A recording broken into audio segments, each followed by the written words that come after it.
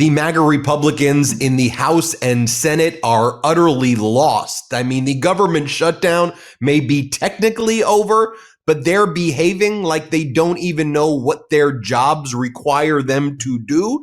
And so they've all been making these TV appearances, each one weirder than the next, to conclude the week. Case in point, MAGA Republican Congress member Warren Davidson, and he had an important message about those Epstein files being released. Let's play it. All files related to Jeffrey Epstein. Again, we don't know exactly what we're going to see out of these files, how much is going to be redacted.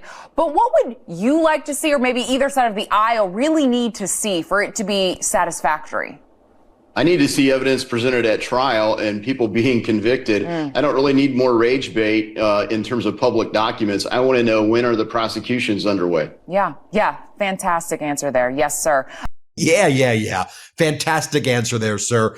Don't release the documents, sir. What a wonderful answer, sir. It's the strangest media in the freaking world. Then they bring on MAGA Republican Congresswoman Hinson, and she's got the biggest issue confronting her constituents now. Let's play the clip. And then just from my perspective as a mom, I think about, watching Baby Monitor. That's a very intimate moment with you and your baby at home. And to think that the Chinese could be spying on your morning routine or what's going on with your family, it is certainly very, very concerning. Okay, let's talk about MAGA Republican Congresswoman Maria Salazar, as these immigration raids, these ICE Gestapo invasions are taking place and rounding up American citizens, people without criminal records, just anybody who has brown skin. And she promised that she did the Liberty Bill, or whatever she calls it. This was never going to happen. That's what she guaranteed everybody in the election and right after the election. Trump promised her, because she wrote the bill, she said. Here's what she's got to say. Let's play it. What you introduced, is that socialism, what he just talked about? Is he still avoiding it? Of course not. They don't have the moral high ground. The conservatives, the GOP, is also a morally sound party. The problem with the Dems is that they have been infiltrated, and I understand that.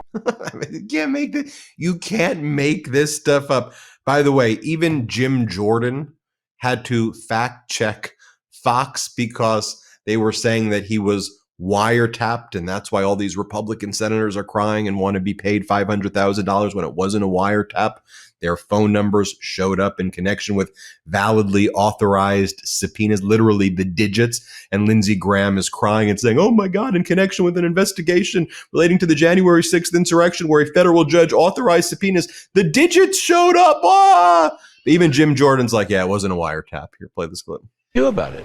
I mean, that is outrageous that for 2.5 years they tapped your phone. You're the chair of the House Judiciary Committee. That is outrageous. Who's going to pay the price for this?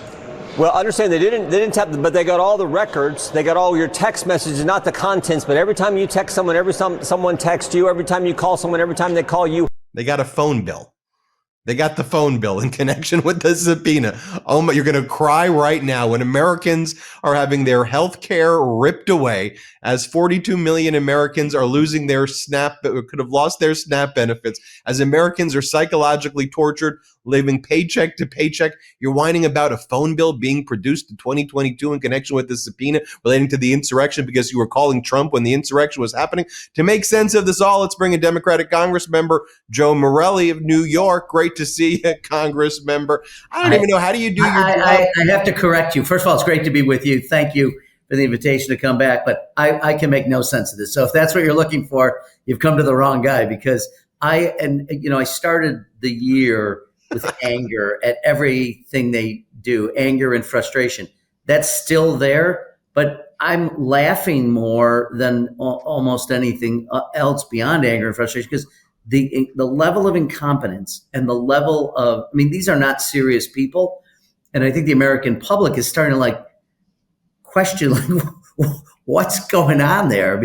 This is some of the people which are members of Congress, they would be like sitting around a campfire with all your neighbors, and there's a couple of really Looney Tunes neighbors who say strange things, and you're like, okay, let's move on. That's kind of what is now infiltrating the House Republican majority. Right. I want to get into the issues. I want to talk about specific policies, and I think the American people do as well.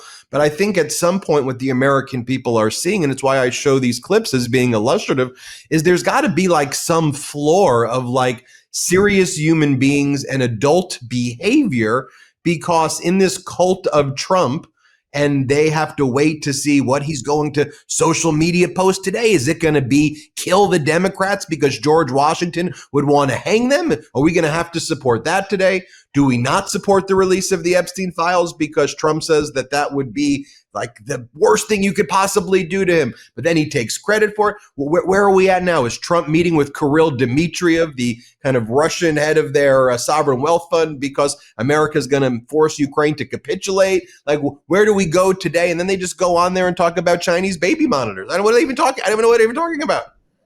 It must be so hard to be, and there are rational Republicans both within the House and obviously around the country. It must be so hard for them to make sense of what's happening to their party. Because to your point, they twist themselves into pretzels, many of the MAGA folks, because they got to follow something that is crazy. But it just, the president woke up off the wrong side of the bed and decided to do some nutty thing, and they all have to make it sound like it's rational policy when it's just the ravings of, I hate to say a lunatic, but he's acting more and more like a lunatic. So when the Senate actually puts something forward, it's what, to pay themselves $500,000 at least. I referenced that before because the digits of their phone number showed up in validly authorized subpoenas. And not only did they give themselves a cause of action as these Republican senators who were calling Trump during the insurrection, they stopped any of the affirmative defenses that could be asserted by the Department of Justice. So in other words, the moment they filed the lawsuit, they could request summary judgment and get automatically paid because there's no defense. And then the American people are out there suffering and they're like, what are you doing? And then you saw Democratic Senator Heinrich try to get a unanimous consent. And then Lindsey Graham goes, nah, I'm suing the hell out of the Biden DOJ. It's like, dude, Biden was the president you can't just keep calling Biden as we're in Thanksgiving 2025. It's your DOJ. What are you talking about? It's what they did was so incredibly outrageous. Americans should be beside themselves with anger. To your point, they first of all changed the rules and retroactively changed the rules so it applies to these 8 senators. Lindsey Graham has said publicly he intends to sue the United States government for tens of millions of dollars. And what was it that the DOJ did? They looked at, by the way, senators who seemed to have some role or had some connection to the January 6th attempted overthrow of the United States government. Their phone records were looked at, and to the point you raised earlier, not the contents of their conversations. This has not, all it did was say which numbers called which numbers on which date, so that the Department of Justice, which uses this tool on literally for every investigation they're ever engaged in, could get a sense of whether or not they were colluding or conspiring to help overthrow the government. And now they want to be paid, at least Lindsey Graham, tens of millions of dollars to do that. It is disgraceful. No other American citizen outside these senators will have this privilege because it only changed it for them. Saw consumer confidence at a all-time low. The University of Michigan put it literally, since the study started, it's never been lower. Americans are heading into Thanksgiving feeling very scared, not able to afford things, while Trump's saying, but I was told that Thanksgiving is 25% cheaper this year. And everyone's like, no, it's not. So Trump comes up with the brilliant idea. He's like, okay, here's how we're going to address affordability. And he says it like that. The new word, affordability.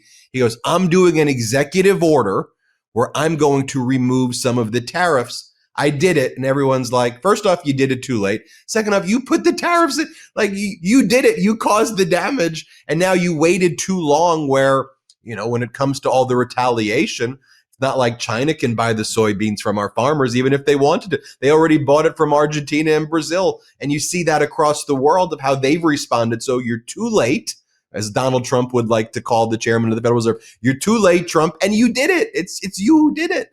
Well, you made the right point, though, at the beginning, which is there's like no theory of governance here at all. Donald Trump gets up in the morning. He's mad at Canada for some reason. So he puts tariffs on. He gets mad at this other country. Before you know, you got tariffs everywhere. They have a profound impact. They're first of all, unconstitutional. I think the Supreme Court's about to tell him. He's trying to get rid of the money so he can destroy the paper trail because he's going to have to rebate the money back. But American consumers are paying for it. He's rebating them back the money that he illegally took from them. But you're right. He doesn't understand affordability. Let's face it.